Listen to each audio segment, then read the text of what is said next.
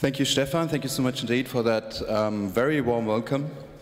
As Stefan has mentioned, I'm a foreign correspondent for Deutsche Welle for several years now, and one of my fields of interest is for many years also peacekeeping, security, and especially policing in post-conflict regions. Your outstanding work, and I must tell you, I was very impressed during the last 2 days to get so much insights into that subject that is not always the case for me as a journalist, to have the chance to be so close to all different stakeholders in that field. What we want to do now is to summarize a little bit these last 2.5 days, 1.5 days, 2 days, and we want to look forward. We want to go a little bit the way ahead already now. We want to discuss this. So the title of this panel, of this last panel, is The Way Ahead, How to Go On From Now. I will come back to you very soon because we want to have a strong and open discussion during this last panel. And but for a kickstart, somehow we have 4 panelists here from different fields of interest, from science, administration, as well as police practice. May I introduce, first of all, Director Michael Freiherr von Ungarn-Sternberg, who is representing our host, the German Ministry of Foreign Affairs. Mr. von Ungarn-Sternberg serves as Director for Global Issues with the Foreign Ministry, being responsible for all UN-related issues. And may I just thank you in the name of our distinguished guest for once again for your hospitality. I think we had a marvelous time the last 2 days here. As another representative of a UN member state, we have Nerai Kanal, here on the right-hand side from my perspective. Nerai serves as a director in the Ministry of Home Affairs of the Republic of India, and he's also responsible for deployments of personnel to UN missions, and therefore he's living the central tension every day. Police are needed at home like they are needed abroad in UN missions. Thank you for being here. On my left side we have Ott Berner Malme, who was presenting one of many outstanding presentations yesterday, and we would like to come back to this. He was presenting his work with a small but highly effective team of experts in the fight of sexual and gender-based violence. Last but really not least, on my left, Alice Hills from Leeds University. She was with the UNDP in Somalia 2011. Alice has a strong expertise in police reform, police-military relations, and the point I find most interesting for now is she's analyzing how police services evolve in what they do. This is what you're writing on your internet site, as far as I could find out. Something we should very much have in mind talking about now, the way ahead. I would like to start with you, Alice. I would like to ask you concerning several important points mentioned during the last 2 days circling around. There was one very often mentioned, gender issues, the gender question.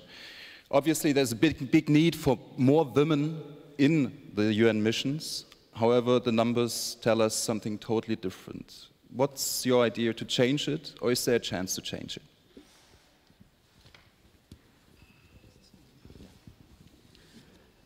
I don't think there's going to be any change, actually. I'd be terribly surprised if there is change for the foreseeable future. Why? Well, why should there be? Everybody acknowledges it's a problem. But if anything, I think discussion has simply become unbalanced, because Andrew Carpenter reminded us very eloquently yesterday of what the major issues are. He mentioned 4. And they strike me as, in a way, much more fundamental issues that should be addressed. So while I'm not for one moment suggesting that gender and sexual violence, women representation and so forth are negligible issues, because clearly they're not, I do find the constant refrain that we should be dealing with this slightly surprising. I appreciate that this is one of those examples where actually the UN is in a position where there are political tensions, or rather tensions result from the political imperatives colliding with perhaps some practical issues. But I genuinely don't believe there's going to be any change for the foreseeable future, no matter what's done. I should also perhaps just make one last comment, which is that There's a temptation when confronted by big issues, big problems like this, to look for radical solutions.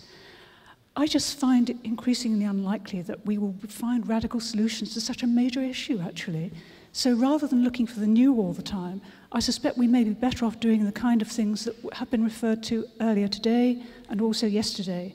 I'm thinking of, for example, Fred Eager's experience. Perhaps more could be learned from what that situation suggested. But we've actually had quite a range of discussions anyway, with, for example, ranging from Fred's to China's request for perhaps a more nuanced approach. But Ott, don't you think that the pressure for reform, for changes is rising just, it's easy like that because there's a lack of resources, a lack of money? What are your ideas for reform?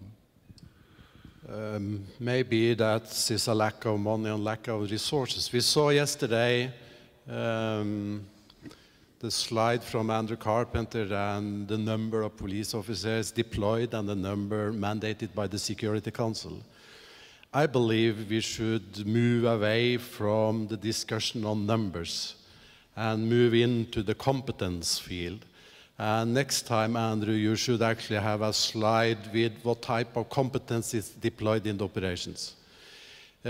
My overall thinking that for the future, way ahead for the police, how to do the UN police more relevant in operations.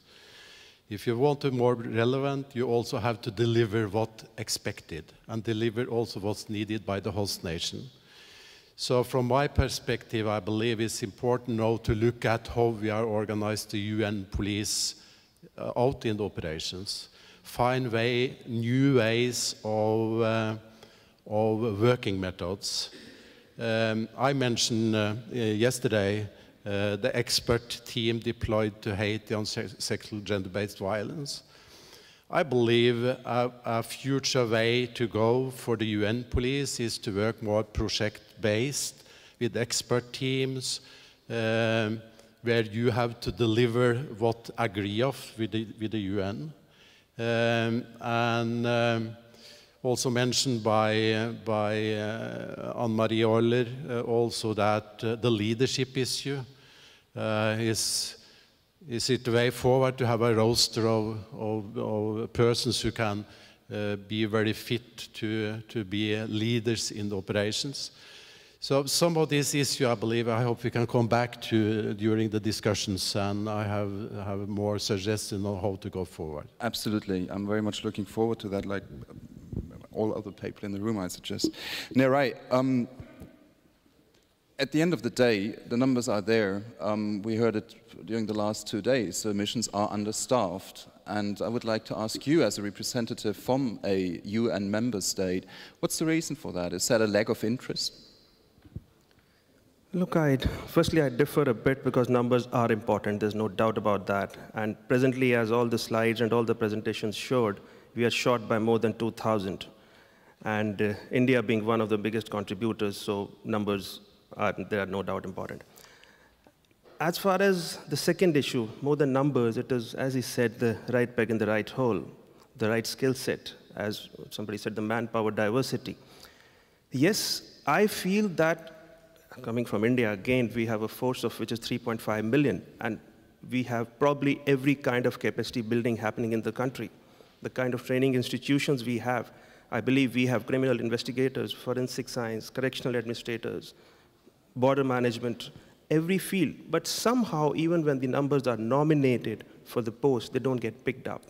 So some kind of a better communication is required between the countries which can offer such numbers so that this gap is filled up. There is some gap somewhere which needs to be addressed. We definitely can provide the numbers. Just coming here, I'm coming straight from Haiti. And they were talking about border management requirements there. We met the police commissioner and everybody. One of our FPUs there, which is actually from the Border Security Force of India, and we are managing some of the critical and very sensitive borders. And we said that probably these guys here itself can provide such a training.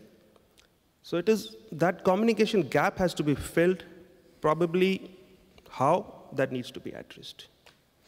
Michael, is that a communication gap? Is that non-interest of member states of the United Nations? Or is that the problem that there is no political will? And what could be a way out of this deadlock that we are observing, obviously? Well, I think it's a combination of everything, really. I agree with Ott, I agree with Najai. We have a quantitative and a qualitative issue here. I think we have a scarcity of funds. That's quite apparent in the whole UN system. So there's a competition for funds between the humanitarian and the economic and the security and what all the other tasks of the UN.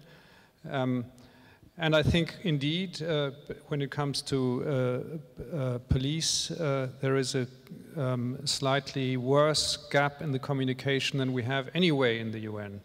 I think when it comes to police, and that was said in the very beginning of this conference, the services that run the police forces normally are inward-looking, not outward-looking, and that is what makes them different from the army. So what we really need to do is try and engage in a much better way the ministries of interior. In a way, they're far away from the UN world, and by drawing them in, by having them for conferences like this one, which shouldn't be no one-off. The Berlin police conference should have a follow-up next year and the year after. But we also should tie these ministries into the discussion in a much better way in New York, where you have the day-to-day business, because then you will get better communication from permanent representations to the ministries of interior. And you should invite the ministries of interior to come to New York from time to time. I think that would make a big difference. Well, there's one thing already happening, the Strategic Police Advisory Group, with I think more than 14 representatives in the UN embassies in New York. Can this be a start for a further step to bring also politically, maybe also the ministries for interior behind UNPOL? Yes, I'm sure that is a good start. I mean, Germany, having a fairly big mission in New York, has just started a couple of years ago to have a representative from our own police forces being in New York. And there's just a few countries, as you said. I think we should enlarge that circle. And in the UN business, you know, and I said this in my introductory words yesterday, there is this mechanism of group of friends.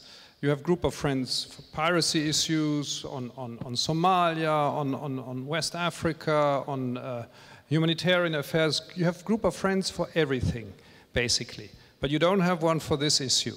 And the group of friend format is a very good one because it's very flexible. They can act very quickly. It creates a sense of common purpose, which is extremely important. And it ties in partners from different parts of the world. So you have sort of the ownership issue is dealt with in a very clever way. And I would highly recommend to create such a format, and which is open to everybody, obviously, and to have the main stakeholders in there. The donors, those in the receiving end, and anybody else who's really interested. So some are criticizing this, this format of group of friends, saying some are effective and helpful, others are not so much successful at the end of the day. Here we have already a structure, I just mentioned it, the Strategic Police Advisory Group. Do you think, once again, this could be a good basis for a start to make it this time a little bit better than compared to the ones that are not so successful? I'm certain that this is a good starting point, but as you said, we only have a very few member states who have police advisors in their ranks, and I think we should open this up to missions that are smaller, that can't afford having police advisors in New York. We should open this up, and I'm sure that those experienced police advisors who've been in New York, and maybe also somebody from the capital, would be interested in taking part in such a format. Thank you so much. And here I would like to give you, the audience, the floor now, and like to receive questions. I hope we can develop, because we have more time than after the last panels here for discussion. Do you have any ideas already? If not, we can continue over here. I don't see any hands. Please. Sorry. Good afternoon. I'm Bob Perito. I'm from the United States Institute of Peace. I have a question about what I think is something of an anachronism. This current examination that we give to police to join the force, you know, ability to drive 5 years in the service, speak a little bit of the mission language. It seems to me to be totally out of sync with the much more sophisticated mandates that UN police have, with the ability, or all we've said here in the last few days about upgrading the quality of police. Shouldn't something be done to take a look at that basic requirement test and see if it couldn't be revised and make it more relevant or more modern? Ott, do you want to? Yes, and then we are into the discussion of competence. I like to lead your attention to the front page of the UN Police magazine, and they are saying wanted skilled police officers. This is a scream of help from the police division to the member states to send more qualified police officers to the operations. Every year, the head of police components are in New York for an annual meeting. And during my time there as a police advisor, I had the pleasure to meet them.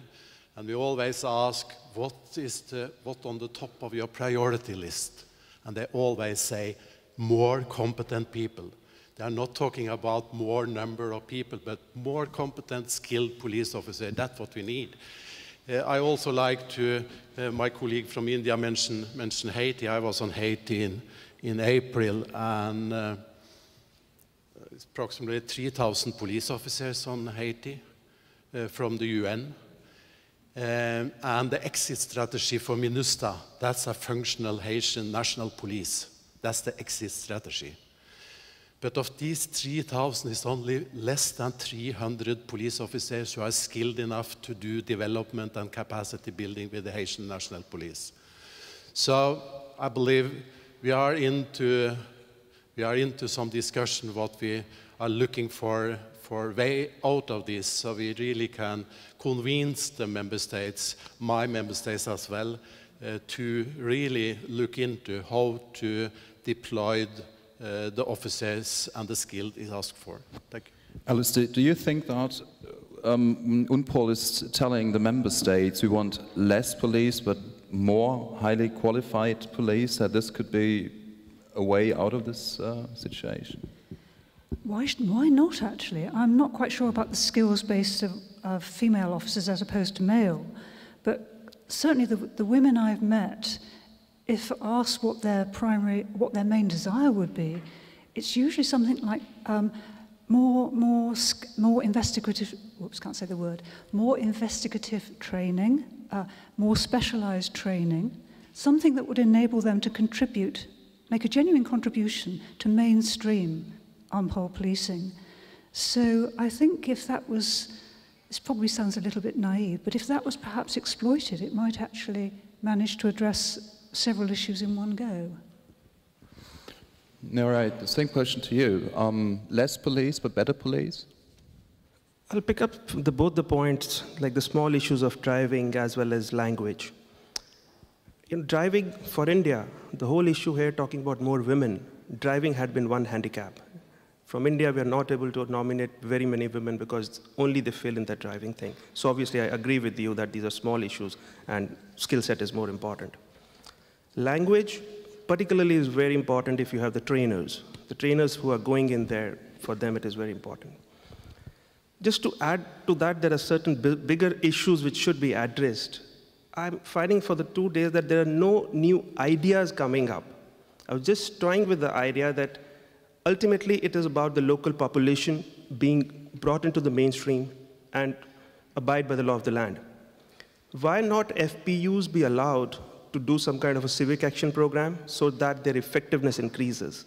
Let them interact more with the local population, do some medical camps for them, provide some kind of an education to their children. I'll tell you a small example in Haiti that just outside our FPU at Hinge, which is one of the outskirts, they had put some lights, street lights, and just for their own access. But at the end of the day, they find that every evening there are about 100 children under those street lamps. And those kind of demands then start coming up from the local population to the FPUs, but somehow UN doesn't promote it, that kind of an interaction. So this is what just food for thought. Secondly, I was again wondering from Haiti, since it is too fresh in my mind, I'm coming straight from that. Major issue there is the crowd control. And one of the factors there is the traffic mismanagement. I wonder if traffic management falls outside the purview of the role of the UN mandate. Whether it is included, we talk about police, we talk about corrections, and we talk about justice. Is traffic, is it falling somewhere? There's no system there. So these are some new ideas to face the new challenges which need to be brought up. Thank you. Thank you very much, Nerai. Stefan Feller has mentioned maybe to some of you during these last 2 days that he sees this conference as a conference in a process. We will have the Challenges Conference next week, and in about 2 weeks, the conference of the Center for International Peace Operations of the German government. I think it's very important to have more comments also from you as an inject into this process. So I would very much like to encourage you to raise your hands. And Anne-Marie? Yes, sorry to take it for it was probably not me you wanted to say, but I just feel that I need to make some clarifications on what has been said from the panel. We have heard a couple of times that the missions are understaffed. That's not really correct. We have actually been able to close the gaps and vacancies in missions. What is critical, and Odd said it very, very good, it is about the skill sets. We're not needing we need different police officers, and that is the challenge, to find the right ones with the right skill sets. And on gender, I just want to say that I would like to believe that it is possible to change the picture and make sure that women play a greater role in the peace process.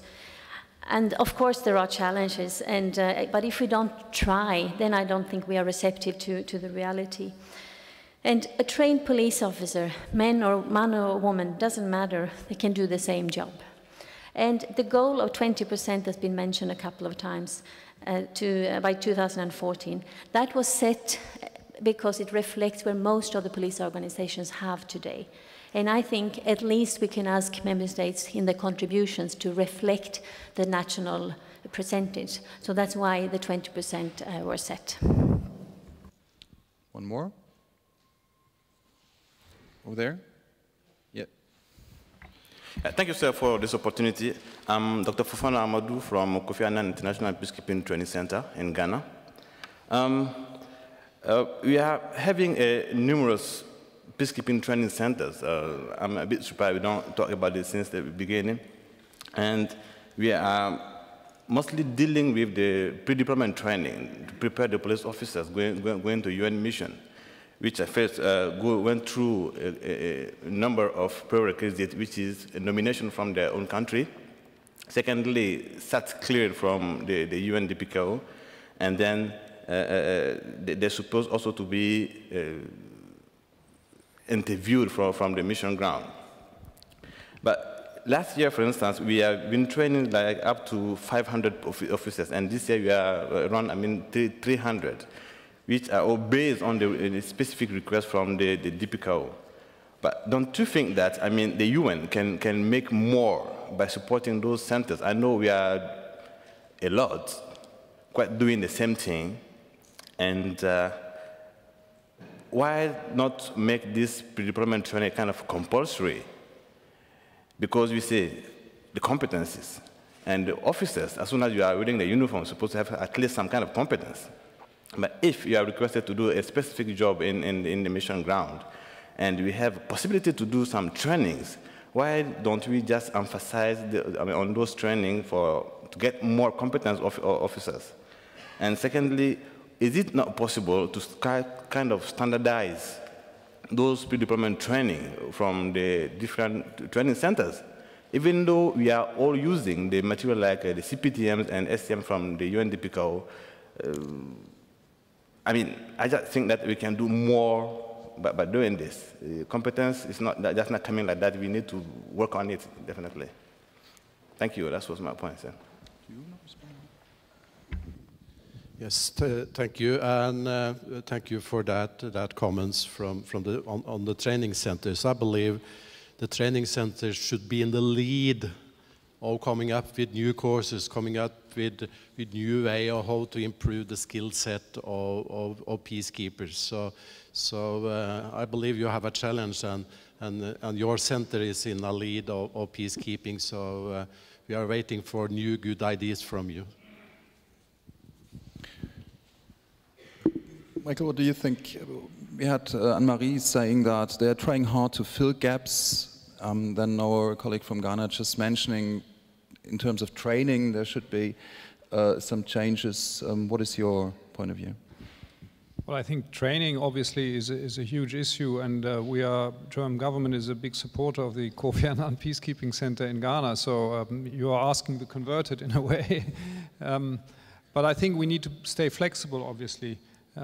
You have very well-trained police forces from all over the world. I mean, the Indian police forces are renowned to be good peacekeepers, so maybe they don't need an extra certification. I'm no expert in police forces, but I think we need to maintain this kind of flexibility. But training is obviously a huge issue, and the German government's policy has been to try and school as many police forces within the region as possible, which is very often a quicker and more efficient way to have police forces on the ground. We've trained Senegalese police forces who are doing services in Darfur, and we've done something for the Somali police forces. So the training part, I think, definitely needs to be very closely looked at, but I'm no expert on how to organize this now. UN, I believe, has already started doing those the trainer courses, and soon, if we had organized one in India, and soon we will have trainers probably if some more such workshops are conducted, and they will be available everywhere, and they are given a standardized kind of a skill set, which is supposed to be imparted anyways. So they're going in that direction anyway. More questions? Anne-Marie, once again. A comment. Obviously, we cannot contradict the Director General, but I think it's a mutually reinforcing educational process. It's about involving ministries of interior and others into the process, but also bringing up the awareness of decision-making, circles like you, about the importance of having well-managed security sector institutions, and the need to reinforce the notion of rule of law through peacekeeping and other operations. I could tell you with all of our efforts, I'm not certain that all members of the Security Council are aware of that importance, or frankly are capable of concentrating on that area of activity. And it is natural, because they're in daily management of crises. Only when I think that awareness is built in fully in the decision-making and implementation process, we will have much better results. So I think the notion about more or less police is to me, is almost irrelevant. First, there are practical considerations, there are budgetary constraints. We know where we are. But second, every stage of operation requires different type of activity. At the initial stages, very often, density is important. And you need to bring up numbers. It's uncontested. But we have to ensure that immediately, that the most urgent stabilization effort, we bring right skills of people, trainers, and nationalized law enforcement in the country we're serving. Without that, there is no traction. And how could we deploy trainers and at the same time sometimes wait for years to organize a police academy or special training courses, or even worse, to bring equipment? Ask about bringing lethal equipment to some of the countries. Our American friends could tell you the horror stories about their restrictions. So all of this is a package and has to be seen by decision makers as a package. We cannot separate certain streams, and we definitely need to professionalize police activities. What we are facing sometimes not so bad officers coming for 6 months, 1 year, 2 year maximum. And the chance that they will come back to peacekeeping in some countries, like in India, is almost nil. Almost no second chance. We have to institute training at home and at the deployment, as rigorous as possible to bring maximum results. And a couple of other comments. We definitely hope that there will be a follow-up conference, and we will be looking for volunteers starting today. Although we will continue to be under financial constraints in terms of conferencing, we are already being warned. Second, about the group of friends, I warmly support the idea.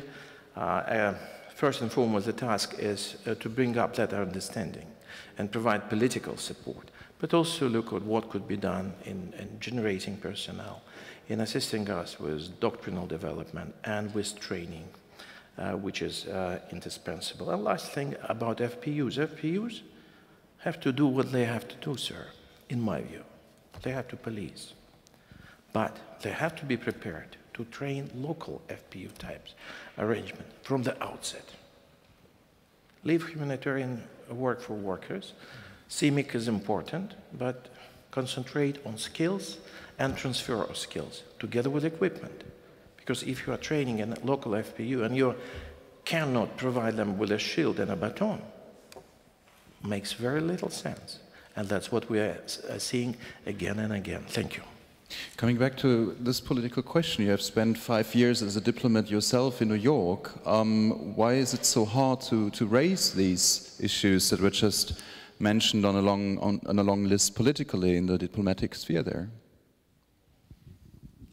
Well, I think you have, from perspective of a member state, several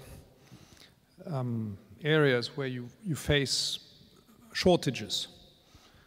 The financial shortage, I think one needs, very often people don't understand. A country like Germany, I only take Germany because I know this case best. We've been presented with bills for the United Nations in the past years ranging between $800 and $1,000 million every year. Now, the budget in Germany goes down, the requirements for assessed contributions go up in the UN, which means that when it comes to voluntary payments, we face a greater shortage. Now, we are faced with requests coming from the humanitarian field, coming from the health field. The WHO gets 80% of their budget is financed through voluntary means, from the FAO in Rome, from the World Food Programme, from many different areas of the United Nations system. So just saying, well, we need more police, supply us with the necessary financial resources, is easier said than done. And that's why I said in the very beginning, there is a competition for funds. And if you have a competition, well, what you need to do is you have to sell your product in a very efficient and professional way. And one of the parts of the selling is the marketing. It's not just about quality, it's not just about quantity, but it's also you have to market your product. And this product, the police, peacekeepers, is in my eyes insufficiently presented. And I'm very close to Dmitry Titov here, very, very badly communicated to the decision makers, which very often sit in ministries of interior, because they're not used to working in the international sphere. So that's one of the problems. And well, there are other problems, obviously, that have to do with the attention span and the size of a mission, and I think very many smaller practical problems. And therefore, I think we need, and I'm coming back to this idea, we need a format which allows for very flexible exchange of ideas and the creation of a common purpose in the sphere of United Nations police, peace building, peacekeeping. Yeah, right. You yourself, you're coming from the Ministry of Interior, so maybe you would like to react directly to what Michael just said. Why is it so hard for diplomats to collaborate with interior experts, or vice versa? I think there's a general isolation on both the ends. They're both working mostly in vacuum. Normally we are not sharing what is happening, except for now Foreign Affairs telling us this is a requirement, are you ready with it?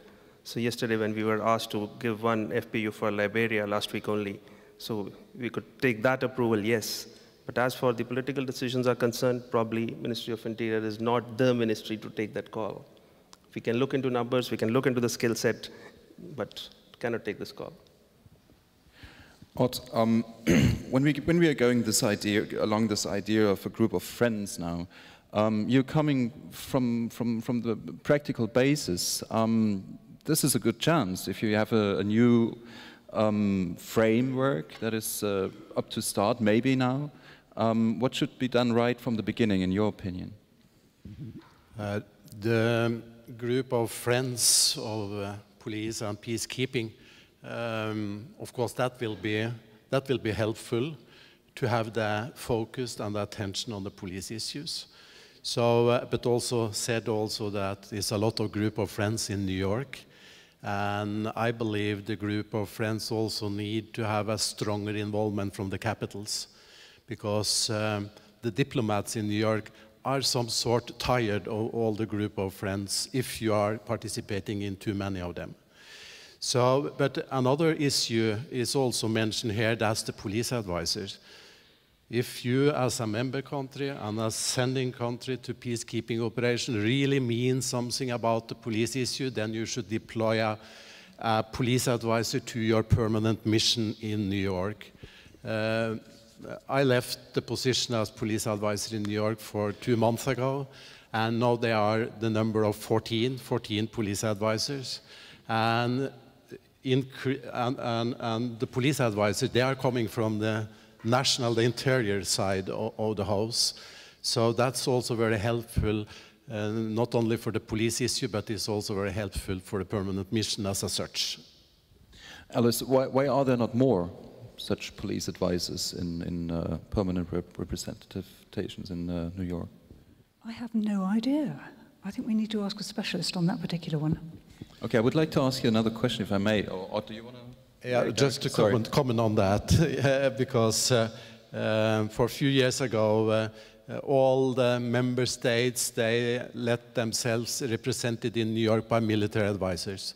So the military advisors, they dealt with everything, not only military issues, but police issues and other issues as well. But after the growing need for police coming on, then also it started police advisor deployment to the missions. And I'm sure that number will increase in the future. Actually, just one last comment. I've actually always been surprised by the low numbers, relatively speaking, because in recent years in particular, the policing side seems to be taken so much more seriously, and it would seem to make a tremendous amount of sense to actually have the specialists there playing that particular role. But honestly, I mean, whether it's political, whether it's financial, I don't know, but it would be good if there were more. Michael just said, and after that I think he has to leave, it's almost 4:30 now, that it's hard to, the police issue is hard to sell in New York and in the diplomatic sphere. However, on the other hand, it's a very cheap product compared to military interventions, as we know. And now we are in a situation that resources are going down and we have a lack of resource. Where is this, how can you explain that gap? I don't think we can look for easy answers, actually. I really don't. Yes, there is an imbalance. There's an imbalance in terms of presence, status, perhaps, too. But beyond that, I think it's an extremely political question, which I feel it's more sensible for me to admit my ignorance about the political side, because I think that's where the answers must lie. Maybe I would like to... You're right? You? Look, I agree with that idea of having advisors to the UN or to the missions there that had been working very well. And yes, there are military advisors in the beginning, and then they look after both the roles, or we have separate ones as well. But as far as the other part, I think it's still to be politically going a lot way. Okay, thank you to that point. I think you have to go now. Thank you for being here. We would like to continue with the discussion right away. We still have half an hour actually, and the last 2 days, yesterday and today, I had the feeling that there were many questions popping up, but I don't know whether you're getting tired now and looking forward for the boat trip, or over there. Yes, thank you very much again, Pia Weber from Switzerland. mine is rather a comment than a question, but I just throw it into the room right now. By listening to the different panelists yesterday and today, I got a bit the impression that UNPOL need to do lots of different activities that maybe could also be done by civilian specialists if the mandate of UNPOL was better linked to activities of other organizations.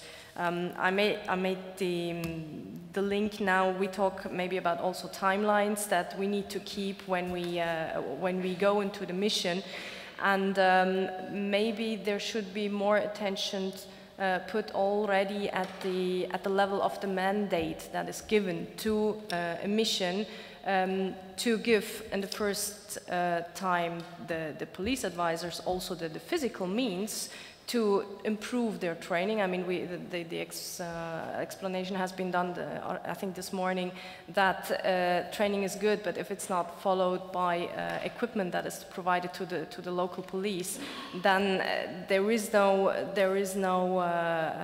way ahead for the development actually of local police forces. That means that the whole mission is prolonged, and that means that it becomes very costly also to the donors. Probably more costly than if the donors would think to work closer together, maybe between the police and ministries of development, to then provide the adequate equipment that would follow up on the training provided by the police, so that the actual mission could follow up a bit more smoothly. But this should already be designed, let's say, at the level of the mandate. And yeah, here I think there could be definitely room for improvement, for better cooperation between the development side and the purely policing side. Thank you. I would like to give this directly to Anne-Marie. She was signaling. Anne-Marie, is it more streamlining the issue or the mandate? It is actually a very good question, and we are moving in the direction of using civilians more in the police. And I have two examples where this has actually happened. One is in the mission in Timor-Leste, where we were able to get 19 positions, key areas where they needed to reflect the needs better of the host state, and some of them were civilians. And I fully agree, there are areas, budget, financial, procurement, that you don't necessarily need to be a police officer to be able to do. So I think I welcome this development very much, and I think we will see more of that. The other example where we also managed to get specific positions was in Liberia. So this is we are already starting this, and it is a good way forward, I would say. There are certain positions that definitely could be done by civilians, and you don't need to change the mandate for that. Would you like to answer that? Yes, yes, thank you. And the economic situation has been mentioned, that maybe it's more fight about voluntary fundings to projects, and I believe it also will be hard in the future. Anne-Marie Orler mentioned yesterday the partnership with other agencies and organizations. I believe we should also look into how to do partnership with the member states. You can do a closer cooperation with the member states. For example, I mentioned yesterday the expert team on sexual gender-based violence to Haiti. You can also ask our member states, can you take a lead on an area? For example, community policing. Can Germany take a lead on that area and reach the goals, agree with the United Nations? I believe Germany and other member states as well will put a lot of attention to that way of working, so they will reach the goal and do it timely. So that's also a partnership way to go to find another way to do the policing. Over here, sir. I just want to make a few comments with respect to the second session this morning, countering peace spoilers. The speakers presented a very resourceful information on data they've collected with respect to the presence of peace spoilers and what have you. I was a little bit concerned about the emphasis more on the sources of these peace spoilers, more so than the availability of data on those who were encouraging the sources of peace spoiling to move things like illicit drugs, illicit drugs from the south to the north. Let me restate it and try to make myself a little clearer. There were indications that most of the drugs that find their way to the Western world, to the north, are coming from the south and moving to the north. But there are not much data shown on the buyers in the north. Because if we get a sense of who the buyers are, it helps us also to discourage the sources from producing the drugs and the drugs making their way over there. So rather than just giving us the data on where they're coming from, how about data on who the buyers are and how can we also disrupt that network of encouragers of spoiling the peace. I also want to talk about the last speaker, Gary. I was pleased when I heard him speak about donating equipment. Yes, they do train, but they also donate equipment. The hardware is necessary for peacekeepers to carry on the work of peacekeeping and to enforce the peace also. So I just wanted to comment on those two. Thank you. Maybe would like to give you the chance once again talking about equipment. I mean, you had your own way of solving this. As far as I can remember, you said yesterday you had your own funding, and that was the biggest help for you to move forward very quickly, was it? Yes, that's the combination then of a deployment of an expert team, at the same time also then funding of a project, so the expert team could succeed to reach the goal timely and also invest then in the basic equipment. When you mentioned also the peace spoilers and the drug trade and disrupt the network of organized crime, that's also need a lot of good skills if you shall do that. Then you need to actually to know what to do. So therefore, that's a partner also of the peacekeeping operations to look at that. And therefore, they also need specialized skills also to do that type of work. More questions? Mr. Titov, please. More comment. First on equipment, it's a very serious issue, as I mentioned. We often bring expertise, and that is not being followed out by equipment or infrastructure. I think, first and foremost, this is a governmental responsibility. This is a responsibility of a government which needs to modernize or upgrade its force. Internationals should not or could not do everything. Yeah. Even the worst of dictators, they have their own functioning police or prison. And yet, very often when we come to a post-conflict country, there is a feeling that it's somebody else's responsibility. My attitude, there should be a compact between the United Nations and a receiving state, which would clearly define the parameters, who is bringing what, under what conditions, and what will be the sequence of those contributions. Second, I rather passionately believe that any military or political intervention of the United Nations, as sanctioned by the Security Council, should be accompanied by well-elaborated stabilization plan, which would include all the areas we are dealing with in the Office of Rule of Law and Security Institutions. How to stand up the police, justice, corrections, how to disarm and demobilize, how to institute security sector reform, and how to get rid of weapons and manage ammunition and small arms properly.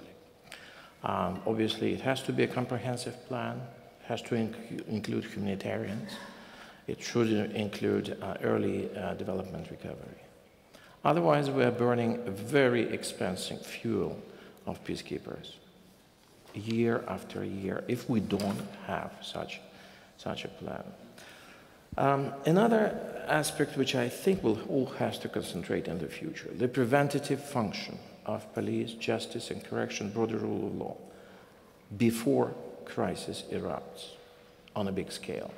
Could we provide the targeted expertise, targeted training, targeted upgrading of national service within the overall parameters of rule of law?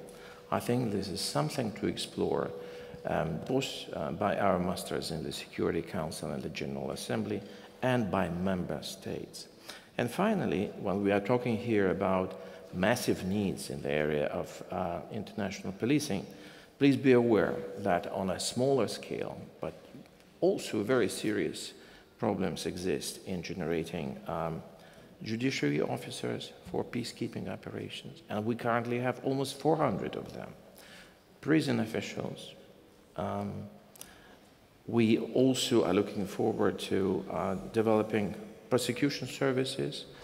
Very often member states require knowledge in that area, and military justice. So it's quite an interesting package which is being generated as we speak, despite the financial constraints, and we will all have to use that package as wise as possible and in the most cost-effective manner. Thank you. Alice, do you think from an academic point of view that all this long list Mr. Dimitri Titov was just mentioning now again could be solved like with such a body, a frame, like a group of friends at the end of the day, or shouldn't there be much more?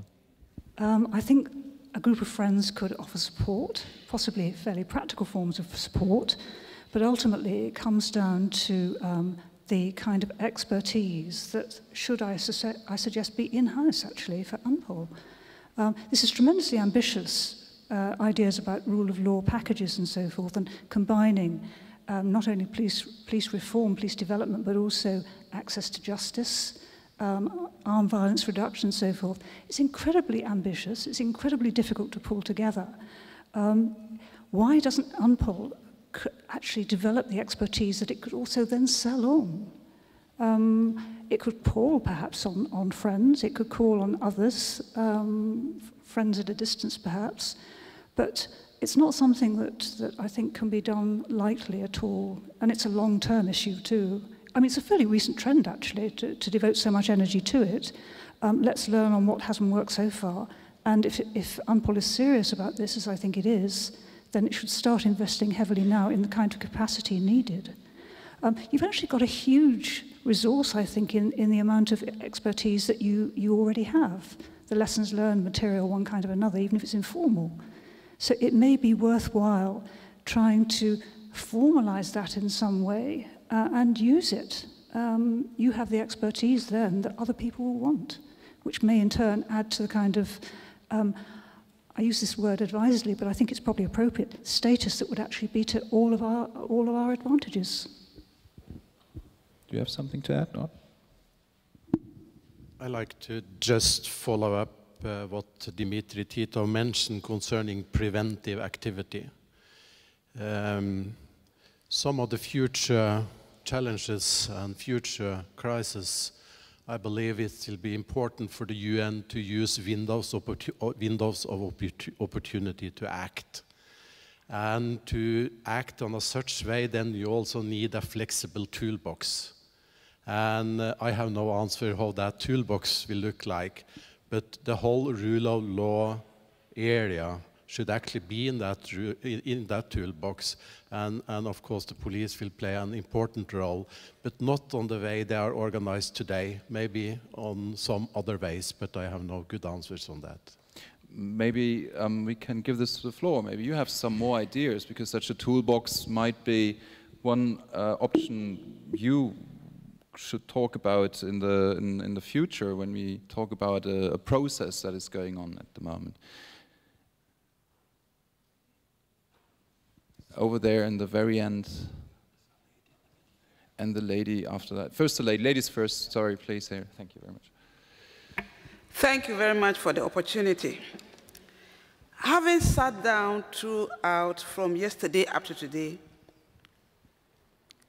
I seem to get the impression that over the years, our peacekeeping missions throughout the world, which has been hailed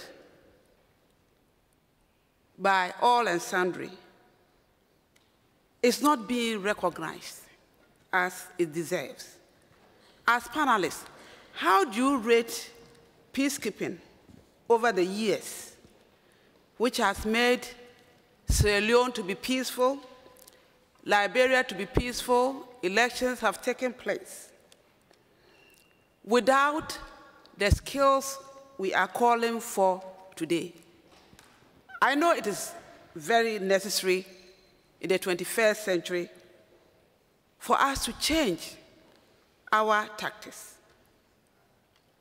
But I also believe that every police personnel is trained in the basic tactics and strategies in policing.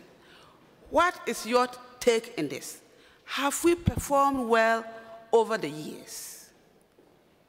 Thank you. Thank you for that comment. And now, the sir in the very last row over there. You just raised your hand. No? Yes, over there. Sorry. Please. Commissaire Edouard Di Burundi, ce n'est pas une question que je voudrais poser.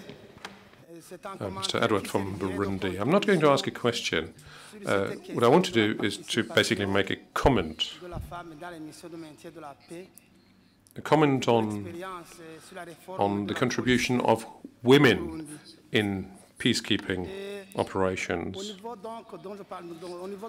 Now, in the light of the experience that we have had in Burundi, let me say that within our police forum, we have conducted a study, a survey, on the difficulties experienced by women, and in fact precluding women from being integrated in international peacekeeping missions. So we looked at the obstacles, the barriers that still exist, and we have drawn conclusions from that, trying to understand what is it that it takes, what we need to bring people, or women actually first and foremost, into the national police force, and from there on delegate them into international peacekeeping operation. And some of the main obstacles that we've found is, well, there's a big barrier, which is the lack of political will.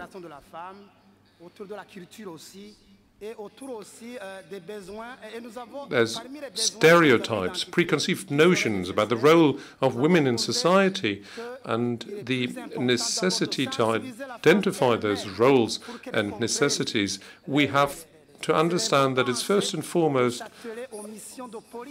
important to raise the awareness of women that this is something that they should identify themselves with, i.e. active police work, both internally and abroad.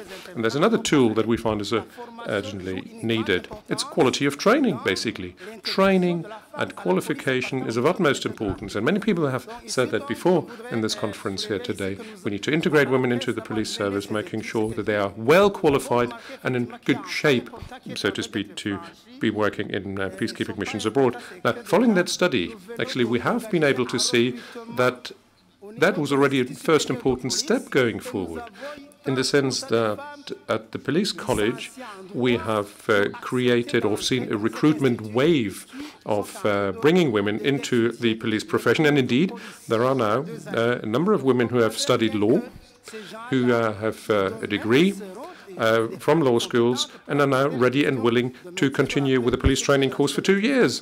Now, those will be highly competent women, highly competent police women who will be working in the area of peacekeeping operations. And I would really like to thank our host country here. It is a particular word of thanks that I'd like to address to Germany.